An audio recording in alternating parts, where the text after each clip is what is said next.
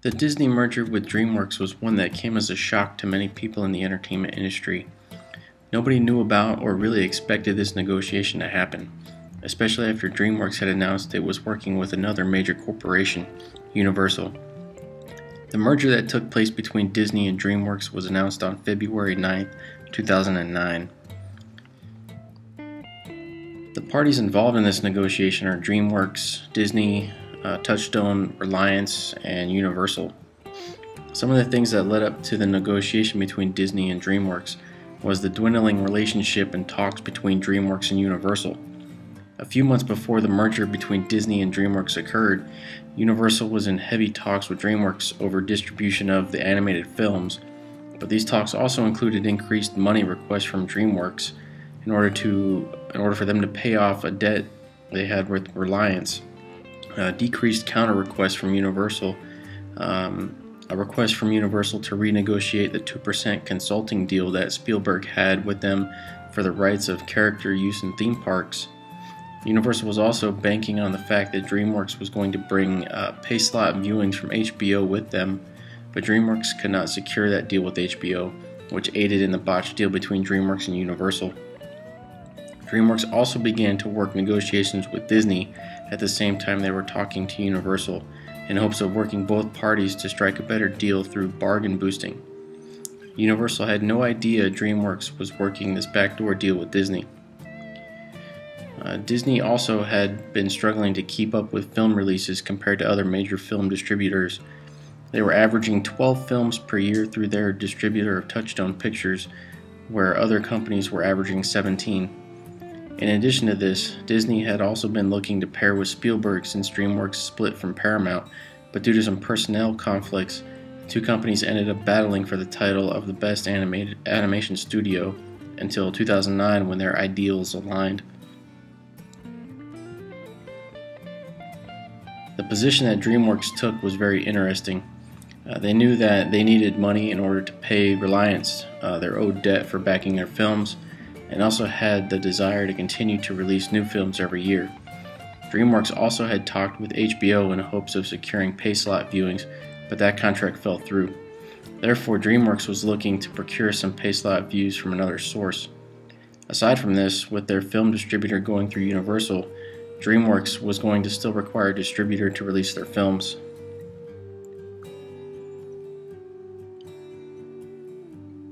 Disney's position was much simpler, as I found. They had a desire to work with DreamWorks since they branched off from Paramount.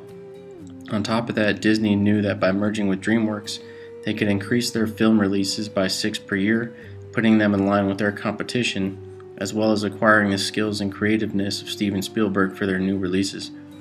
Disney also owned a major distributor, Touchstone Pictures, and had exclusive pay slot viewing through Starz. Some of the negotiation techniques that I noticed in this deal were the use of an objective criteria, dirty tricks, mutual benefits, and status. DreamWorks used objective criteria to bring into the negotiations certain aspects from their previous talks with Universal. Disney used objective criteria to judge their allowable film release with DreamWorks' productions to get them to be as competitive as other major film companies. Mostly DreamWorks used dirty tricks as they were entering into negotiations with two major companies in the hopes of pitting them against each other in order to increase the benefits DreamWorks would receive. This tactic did not help DreamWorks at all since Universal backed out and left DreamWorks to fend for themselves against Disney. A mutual benefit was most certainly reached between DreamWorks and Disney. DreamWorks was able to get their debt money for Reliance, receive film distribution for 6 new films per year for 5 years through Touchstone Pictures, as well as access to pay slot viewing provided by Starz. Disney was able to acquire an animation powerhouse and boost their film distribution to generate more revenue and get them where their competition is. Status also went both ways because DreamWorks was going to be seen and acknowledged through the distribution of films through Disney, and Disney was going to gain recognition through the tremendous boost in films being released. Some of the things that went well with the negotiation was the interaction between DreamWorks and Disney. The professionalism they showed each other made for a quick and easy negotiation to be reached. Something that didn't go well in this negotiation was the slight unprofessionalism of DreamWorks in dealing with Universal. Not only did that backdoor dealing cause Universal to back off, but it could have derailed negotiations with Disney had they known about the terms, or even the fact that the talks between DreamWorks and Universal were going on at the same time. The agreement that was reached between Disney and DreamWorks was for 6 films to be distributed under Disney through Touchstone Pictures over the course of 5 years, access to Starz for pay slot viewing, and payments made to DreamWorks in order to settle the debt with Reliance.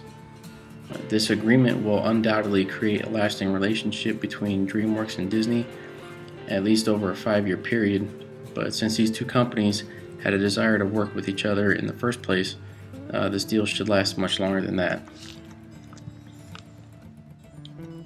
And this concludes my presentation on the negotiation between DreamWorks and Disney. I hope you enjoyed it, and thank you for your time.